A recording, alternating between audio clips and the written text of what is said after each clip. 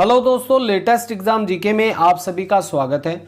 दोस्तों, वीडियो में जितने भी प्रश्न आपको करवाए जाएंगे वे सभी सेलेक्टिव और क्वालिटी के आधार पर चुने गए हैं, इसलिए वीडियो को अंत तक देखिएगा क्योंकि ये सभी प्रश्न आपके एग्जाम में आपके मार्क्स इंक्रीज करने में बहुत ज्यादा हेल्पफुल होंगे। वीडियो में आगे बढ़ने से पहले आप सभी से रिक्वेस्ट है, प्लीज वीडियो को लाइक करें और ज्यादा से ज्यादा शेयर करें और चैनल को सब्सक्राइब कर बेल आइकन को भी प्रेस कर दें ताकि आगे आने वाली सभी वीडियो के नोटिफिकेशन आप तक पहुंच सके।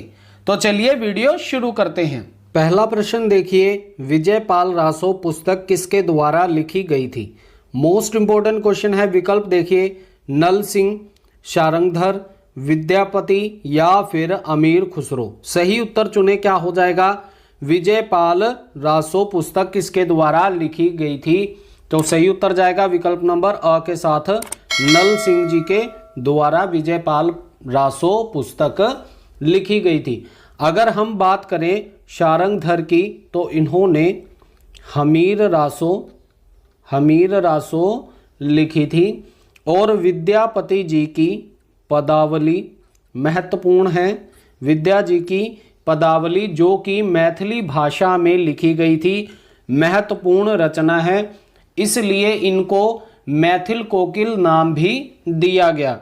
अगर हम बात करें अमीर खुसरो की तो ये पहेलियों और मुकरियों के लिए प्रसिद्ध थे और इनकी एक रचना दो सुखने बहुत ज्यादा महत्वपूर्ण रचना थी।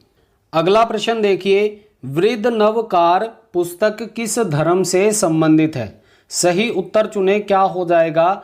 वृद्ध नवकार पुस्तक किस से संबंधित है? तो सही उत्तर जाएगा विकल्प नंबर ब के साथ, जैन धर्म से संबंधित है। अगला प्रश्न देखिए, सिद्ध सरहप्पा की प्रसिद्ध रचना का नाम बताएं। मोस्ट इंपोर्टेंट क्वेश्चन है, एग्जाम में पूछा जाता है। विकल्प देखिए, चर्यापद, पतंजलि, समंतसार या फिर दोहा कोश। सही उत्तर चुने, क्या हो जाएगा? सिद्ध सरहप्पा जी की प्रसिद्ध पुस्तक इनमें से कौन सी है? तो सही उत्तर जाएगा विकल्प नंबर द के साथ, दोहा कोश, जो कि 769 ईस्वी में सरहप्पा जी के द्वारा लिखी गई थी और इस रचना में इनकी 32 रचनाओं के बारे में बताया गया है।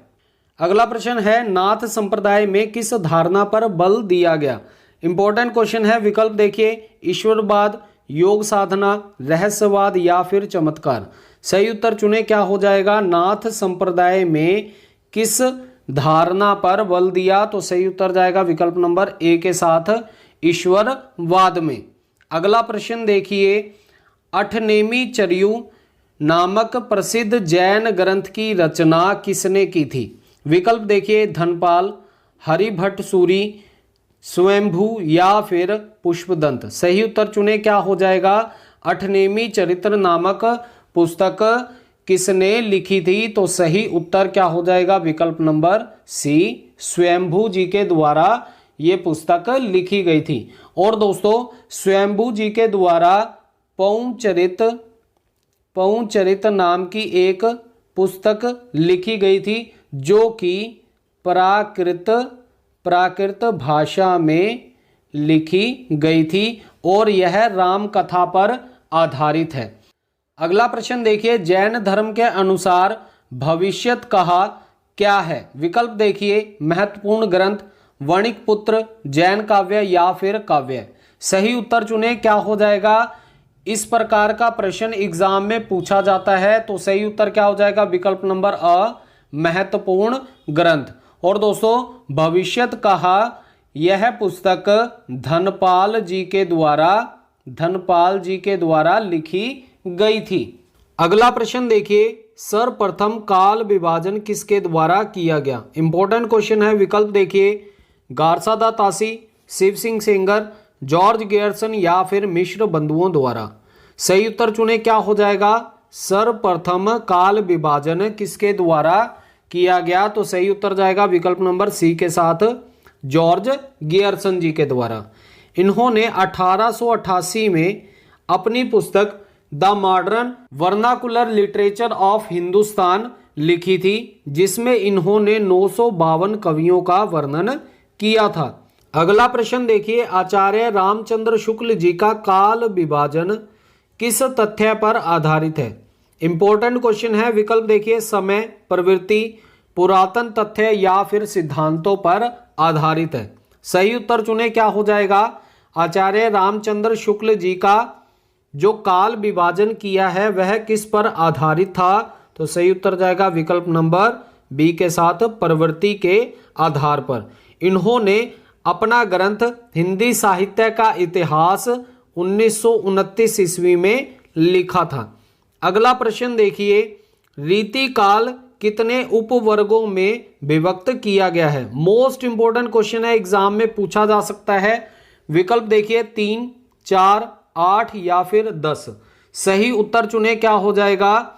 रीति काल को कितने उपवर्गों में बांटा गया है? तो सही उत्तर जाएगा विकल्प नंबर अ के साथ, 3 भागों में। अब ये 3 भाग कौन कौन से हैं? देखिए, रीतिबद्ध, रीति सिद्ध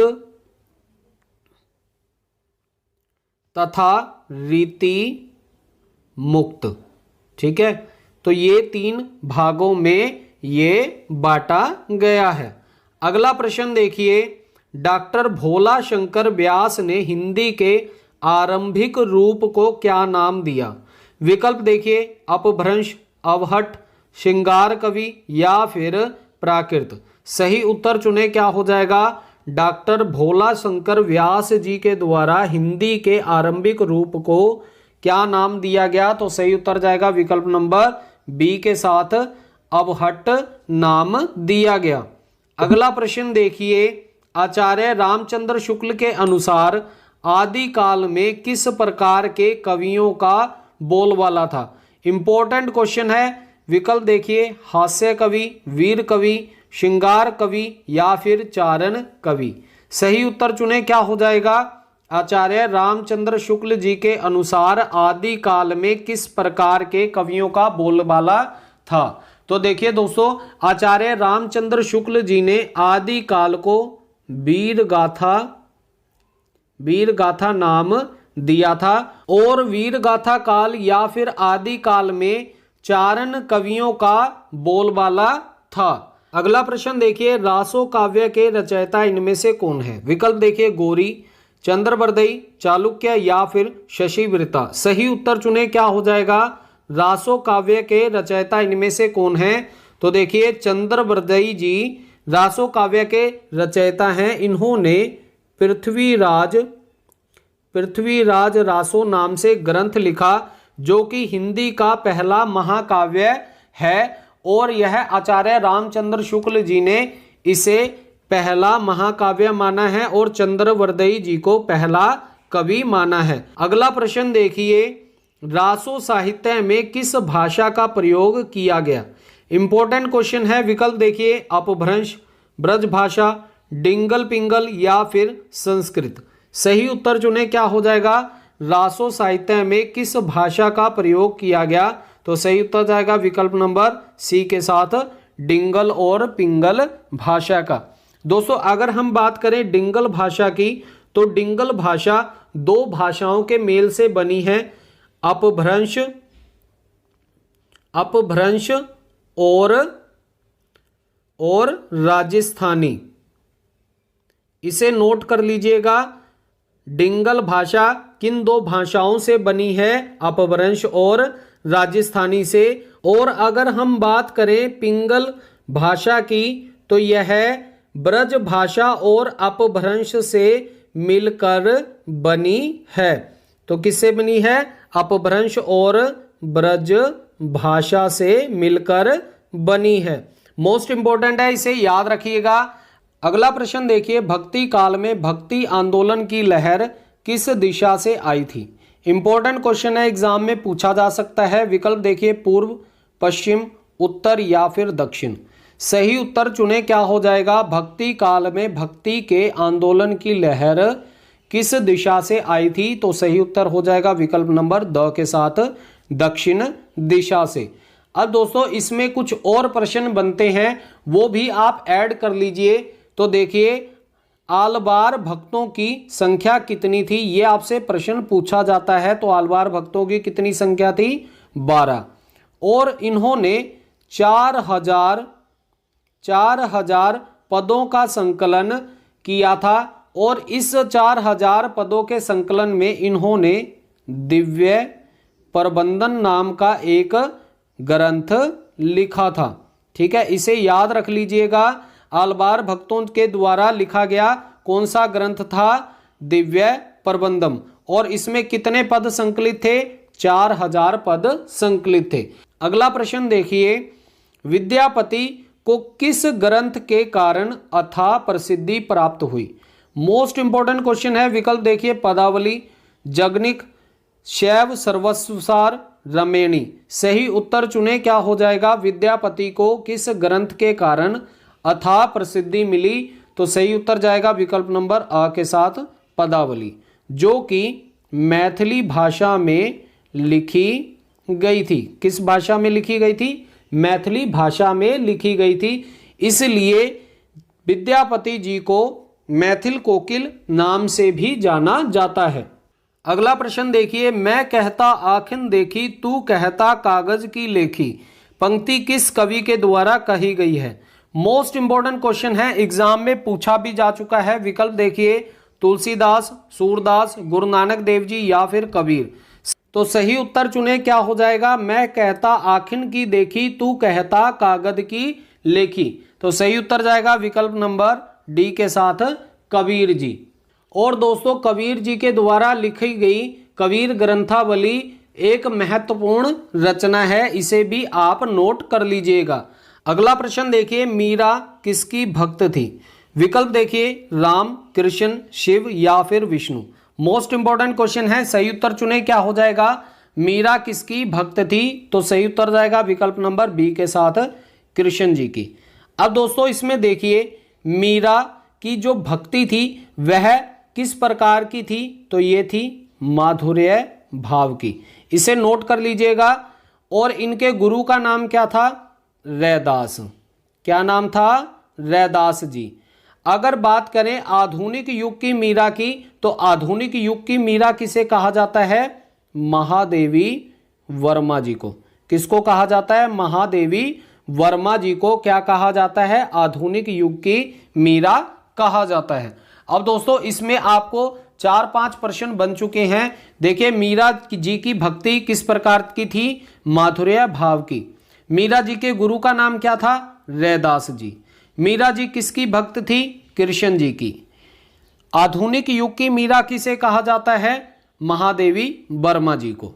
और इसके साथ साथ एक और प्रश्न ऐड कर लीजिए, रेगिस्तान की मंदाकिनी किसे कहा जाता है। तो वह मीराबाई जी को कहा जाता है। अगला प्रश्न देखिए, आचार्य रामचंद्र शुक्ल जी के अनुसार रीति काल का दूसरा नाम क्या है।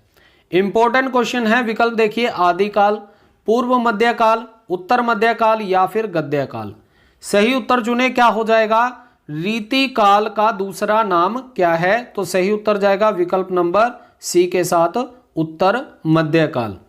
अगर हम बात करें, आचार्य रामचंद्र शुक्ल जी ने आदिकाल को क्या नाम दिया। तो इन्होंने वीर गाथा नाम दिया था। अगर बात करें पूर्व मध्यकाल की, तो पूर्व मध्यकाल को क्या कहा जाता है, भक्ति काल। क्या कहा जाता है, भक्ति काल। और गद्य काल को आधुनिक काल कहा जाता है। इंपॉर्टेंट है, एग्जाम में पूछा जा सकता है, अच्छे से नोट कर लीजिएगा। अगला प्रश्न देखिए, रीति काल को अलंकृत काल कहा जाना चाहिए, ऐसा किस विद्वान का मानना है।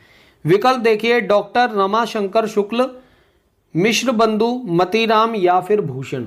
सही उत्तर चुने, क्या हो जाएगा, रीति काल को अलंकृत काल कहा जाना चाहिए, यह किस विद्वान के द्वारा कहा गया था। तो सही उत्तर जाएगा विकल्प नंबर बी के साथ, मिश्र बंधु जी के द्वारा ये कहा गया था। और दोस्तों, अलंकृत काल के साथ साथ श्रृंगार काल भी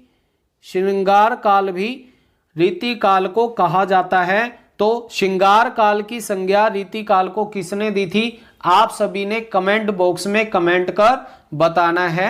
अगला प्रश्न देखिए, घनानंद किस प्रकार के कवि हैं? विकल्प देखिए, रीतिबद्ध, रीतिमुक्त, वीर कवि या फिर हास्य कवि। सही उत्तर चुने, क्या हो जाएगा? घनानंद किस प्रकार के कवि हैं? तो सही उत्तर जाएगा विकल्प नंबर बी के साथ, रीति मुक्त। और दोस्तों, घनानंद जी की एक महत्वपूर्ण रचना थी जिसका नाम था सुजान सागर। क्या नाम था? सुजान सागर। इंपॉर्टेंट क्वेश्चन है। और दोस्तों, आप सभी ने कमेंट बॉक्स में कमेंट कर बताना है कि सुजान विनोद किसकी रचना है। इंपॉर्टेंट क्वेश्चन है ये भी, सभी इसका उत्तर बताएंगे। सुजान विनोद किसकी रचना है? अगला प्रश्न देखिए, निम्नलिखित में से कौन सा कवि रीति मुक्त धारा का नहीं है? इंपॉर्टेंट क्वेश्चन है। विकल्प देखिए, ठाकुर, बोधा, आलम या फिर रसलिंग। सही उत्तर चुने, क्या हो जाएगा? रीति मुक्त धारा में इनमें से कौन सा कवि नहीं है? तो सही उत्तर क्या हो जाएगा? विकल्प नंबर डी, रसलिन।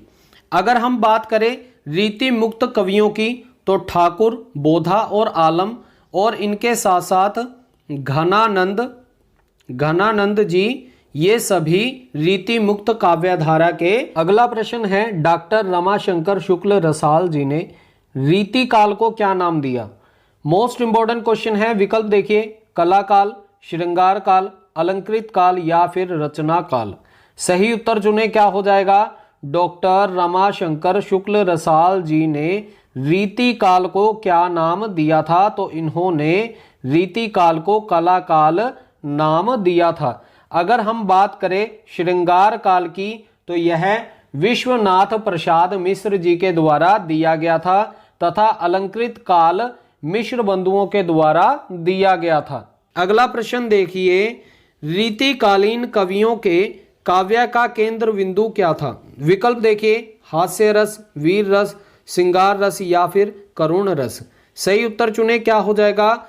रीतिकालीन कवियों का काव्य का केंद्र क्या था? तो सही उत्तर जाएगा विकल्प नंबर सी, श्रृंगार रस। श्रृंगार को इस तरह से लिखते हैं, इसे सही कर लीजिएगा। अगला प्रश्न देखिए, ब्रज भाषा किस काल में काव्य भाषा के रूप में प्रतिनिष्ठ हुई थी? विकल्प देखिए, भक्ति काल, रीति काल, आधुनिक काल या फिर आदि काल। सही उत्तर चुने, क्या हो जाएगा? ब्रज भाषा किस काल में काव्य भाषा के रूप में प्रतिष्ठित हुई थी? तो सही उत्तर जाएगा विकल्प नंबर बी के साथ, रीति काल में। अगला प्रश्न देखिए, रीति युग का प्रारंभ किस राजा के शासन काल में हुआ था? विकल्प देखिए, शाहजहां, अकबर, औरंगजेब या फिर तुगलक। सही उत्तर चुने, क्या हो जाएगा? रीति युग का प्रारंभ किस राजा के काल से शुरू हुआ था? तो सही उत्तर जाएगा विकल्प नंबर अ के साथ, शाहजहां के समय में। अगला प्रश्न देखिए, भाषा भूषण के रचयिता का नाम बताएं। मोस्ट इंपॉर्टेंट क्वेश्चन है। विकल्प देखिए, सूदन, देव, जसवंत सिंह या फिर पद्माकर। सही उत्तर चुने, क्या हो जाएगा? भाषा भूषण के रचयिता इनमें से कौन है? तो सही उत्तर जाएगा विकल्प सी के साथ, जसवंत सिंह। और दोस्तों, इस बार कवि देव से भी एग्जाम में प्रश्न पूछा जा सकता है। इनकी कुछ महत्वपूर्ण रचनाएं हैं, इन्हें आप नोट कर लीजिए। देखिए, भाव विलास इनकी महत्वपूर्ण रचना है। अष्टयाम ये एग्जाम में बहुत बार पूछी गई है। प्रेम चंद्रिका महत्वपूर्ण रचना है। देवचरित और सबसे ज्यादा महत्वपूर्ण रचना है इनकी, वो है सुजान विनोद। कौन सी है? सुजान विनोद। अगला प्रश्न देखिए, रीति काल में रचा गया काव्य किस प्रकार का है? विकल्प देखिए, चंपू, चारण, बाध्य या फिर मुक्तक। सही उत्तर चुने, क्या हो जाएगा? रीति काल में रचित काव्य किस प्रकार के थे? तो सही उत्तर जाएगा विकल्प नंबर डी के साथ, मुक्तक काव्य थे। अगला प्रश्न देखिए, पृथ्वीराज रासो के रचना काल के बारे में बताएं। विकल्प देखिए, 1212 ईस्वी, 1343, 16वीं शताब्दी या फिर 1700 1529 ईस्वी में। सही उत्तर चुने, क्या हो जाएगा? पृथ्वीराज रासो के रचना काल के बारे में बताएं, तो सही उत्तर जाएगा विकल्प नंबर बी के साथ 1343 ईस्वी में। अगला प्रश्न देखिए, नाथों की संख्या कितनी है? विकल्प देखिए 84, 25, 9 या फिर 15। सही उत्तर चुने, क्या हो जाएगा? नाथों की संख्या कितनी है? तो देखिए दोस्तों, 9 नाथ 84 सिद्ध।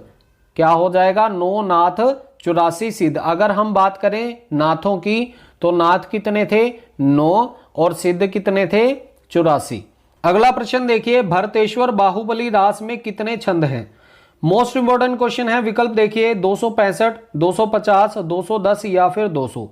सही उत्तर चुने, क्या हो जाएगा? भरतेश्वर बाहुबली रास में कितने छंद हैं? तो सही उत्तर जाएगा विकल्प नंबर बी के साथ 250।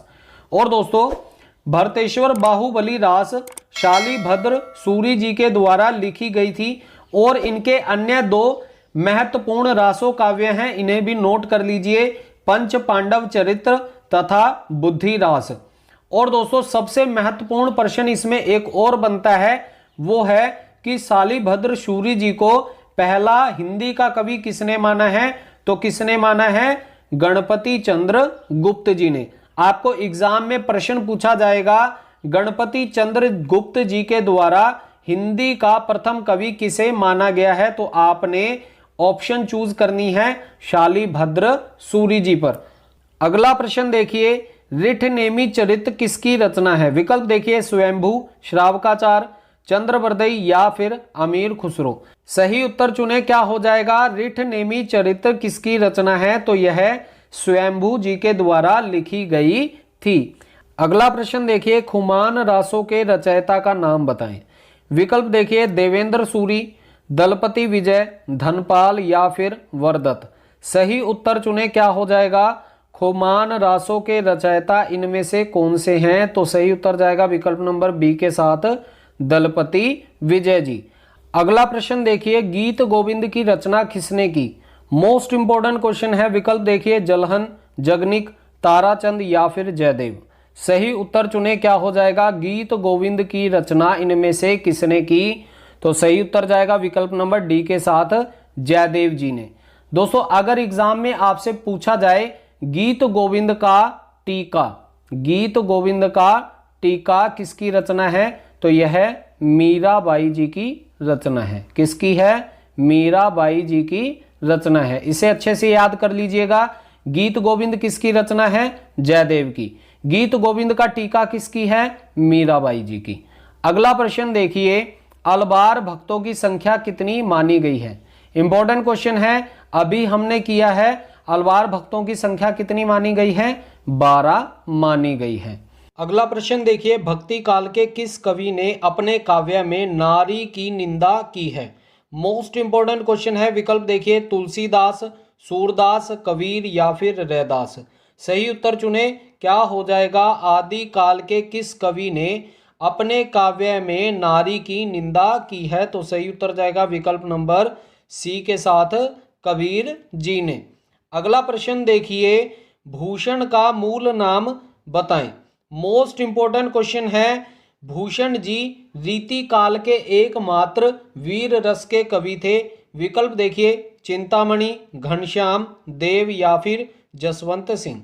सही उत्तर चुने, क्या हो जाएगा? भूषण जी का मूल नाम क्या था? तो सही उत्तर जाएगा विकल्प नंबर बी के साथ घनश्याम जी। अगला प्रश्न देखिए, नए पत्ते काव्य संग्रह किसकी रचना है? इंपॉर्टेंट क्वेश्चन है। एग्जाम में इस प्रकार का प्रश्न पूछा जाता है। विकल्प देखिए जयशंकर प्रसाद, महादेवी वर्मा, मन्नू भंडारी या फिर सूर्यकांत त्रिपाठी निराला। सही उत्तर चुने, क्या हो जाएगा? नए पत्ते काव्य संग्रह की रचना किसने की है? तो सही उत्तर जाएगा विकल्प नंबर डी के साथ सूर्यकांत त्रिपाठी निराला जी। अगला प्रश्न देखिए, लुंठित व्यंजन का सही उच्चारण है। विकल्प देखिए क, र, प या फिर त। सही उत्तर चुने, क्या हो जाएगा? लुंठित व्यंजन का सही उच्चारण क्या हो जाएगा? मोस्ट इंपोर्टेंट क्वेश्चन है, तो इसका सही उत्तर जाएगा विकल्प नंबर बी के साथ र। अगला प्रश्न देखिए, सम्राट अशोक के काल में राष्ट्रीय लिपि के रूप में कौन सी लिपि प्रचलित थी? इंपॉर्टेंट क्वेश्चन है। विकल्प देखिए, ब्राह्मी लिपि, पल्लव लिपि, खरोष्टी लिपि या फिर देवनागरी लिपि। सही उत्तर चुने, क्या हो जाएगा? सम्राट अशोक के काल में राष्ट्रीय लिपि के रूप में कौन सी लिपि प्रचलित थी? तो सही उत्तर जाएगा विकल्प नंबर ए के साथ ब्राह्मी लिपि। अगला प्रश्न देखिए, शब्द के खंड को क्या कहा जाता है? विकल्प देखिए, खंडक, शब्दांश, शिखंड या फिर वर्ण। सही उत्तर चुने, क्या हो जाएगा? शब्द के खंड को क्या कहा जाता है? तो सही उत्तर जाएगा विकल्प नंबर बी के साथ शब्दांश कहा जाता है। अगला प्रश्न देखिए, शब्द ज्ञान जनक व्याकरणम परिभाषा किसके द्वारा दी गई थी? इंपॉर्टेंट क्वेश्चन है। विकल्प देखिए, पनीनी, पतंजलि, कामता प्रसाद गुरु या फिर मिर्जा खां। सही उत्तर चुने, क्या हो जाएगा? शब्द ज्ञान जनक व्याकरण परिभाषा किसके द्वारा दी गई थी? तो सही उत्तर जाएगा विकल्प नंबर बी के साथ पतंजलि जी के द्वारा दी गई थी। अगला प्रश्न देखिए, आचार्य सीताराम चतुर्वेदी के अनुसार व्याकरण वह डैश है जो भाषा रूपी डैश का संचालन करता है। विकल्प देखिए, भाषा शब्दों, हथियार, युद्ध भूमि, सारथी, रथ या फिर किताब या दुनिया। सही उत्तर चुने, क्या हो जाएगा? आचार्य सीताराम चतुर्वेदी के अनुसार व्याकरण क्या है? व्याकरण सारथी है और जो भाषा रूपी रथ का संचालन करता है, इसलिए विकल्प नंबर सी सही हो जाएगा। अगला प्रश्न देखिए, आयेंद्र शर्मा द्वारा लिखी आधुनिक हिंदी का आधार व्याकरण का प्रकाशन किसने किया? विकल्प देखिए, हिंदी साहित्यकारों ने, मुगल शासकों ने, राज्य सरकार ने या फिर भारत सरकार ने। सही उत्तर चुने, क्या हो जाएगा? आयेंद्र शर्मा द्वारा लिखित आधुनिक हिंदी का आधार व्याकरण का प्रकाशन किसने किया था? तो सही उत्तर जाएगा विकल्प नंबर डी के साथ भारत सरकार ने। अगला प्रश्न देखिए, भाषा शब्द संस्कृत के किस धातु से बना है? मोस्ट इंपॉर्टेंट क्वेश्चन है। विकल्प देखिए, भाष, भा, भाष्य या फिर इनमें से कोई नहीं। सही उत्तर चुने, क्या हो जाएगा? भाषा शब्द संस्कृत के किस धातु से बना है? तो सही उत्तर जाएगा विकल्प नंबर एक के साथ भाष धातु से। अगला प्रश्न देखिए, हिंदी भाषा का संबंध संस्कृत के किस शब्द से माना जाता है? विकल्प देखिए, हिंदी, हिंदवी, सिंधु या फिर हिंदू।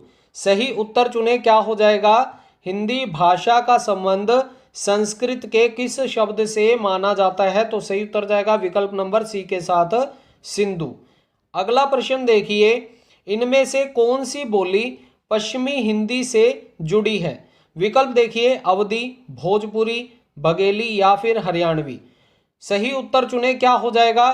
दोस्तों, मोस्ट इंपॉर्टेंट क्वेश्चन है। आपसे पश्चिमी हिंदी के बारे में एक आधा प्रश्न एग्जाम में इस बार पूछा जा सकता है, तो सही उत्तर इसका क्या हो जाएगा? हरियाणवी। और दोस्तों, पश्चिमी हिंदी को कोरवी भी कहा जाता है। अगला प्रश्न देखिए, मानक हिंदी में किस तत्व की अपेक्षा की है? विकल्प देखिए, स्पष्टीकरण, दीर्घता, बालघात, शैली या फिर तत्सम शब्दों की। सही उत्तर चुने, क्या हो जाएगा? मानक हिंदी में किस तत्व की अपेक्षा की है? तो सही उत्तर जाएगा विकल्प नंबर बी के साथ दीर्घता और बालघात। अगला प्रश्न देखिए, डाउसन के अनुसार ब्राह्मी लिपि को आर्यों ने किस आधार पर विकसित किया? विकल्प देखिए, वैदिक लिपि, चित्रलिपि, सांकेतिक चिन्हों या फिर वैदिक चित्रलिपि। सही उत्तर चुने, क्या हो जाएगा? डाउसन के अनुसार ब्राह्मी लिपि को आर्यों ने किस आधार पर विकसित किया था? तो सही उत्तर जाएगा विकल्प नंबर बी के साथ चित्रलिपि के आधार पर विकसित किया था।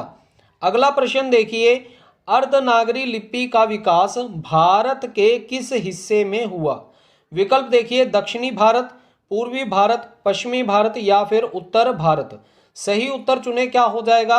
अर्धनागरी लिपि का विकास भारत के किस हिस्से में हुआ था? तो सही उत्तर जाएगा विकल्प नंबर सी के साथ पश्चिमी भारत में। अगला प्रश्न देखिए, देवनागरी का प्रयोग सर्वप्रथम किसने किया था? इंपॉर्टेंट क्वेश्चन है। विकल्प देखिए, जयभट्ट के शिलालेखों में, ऋग्वेद में, अयोध्या प्रसाद खत्री के द्वारा या फिर हर्षवर्धन के शासनकाल में? सही उत्तर चुने, क्या हो जाएगा? देवनागरी लिपि का सर्वप्रथम प्रयोग किसने किया था? तो सही उत्तर जाएगा विकल्प नंबर ए के साथ, जयभट्ट के शिलालेख में सबसे पहले देवनागरी लिपि का प्रयोग किया गया था। अगला प्रश्न देखिए, तकनीकी शब्द वस्तुतः अंग्रेजी भाषा के किस शब्द का हिंदी रूपांतरण है?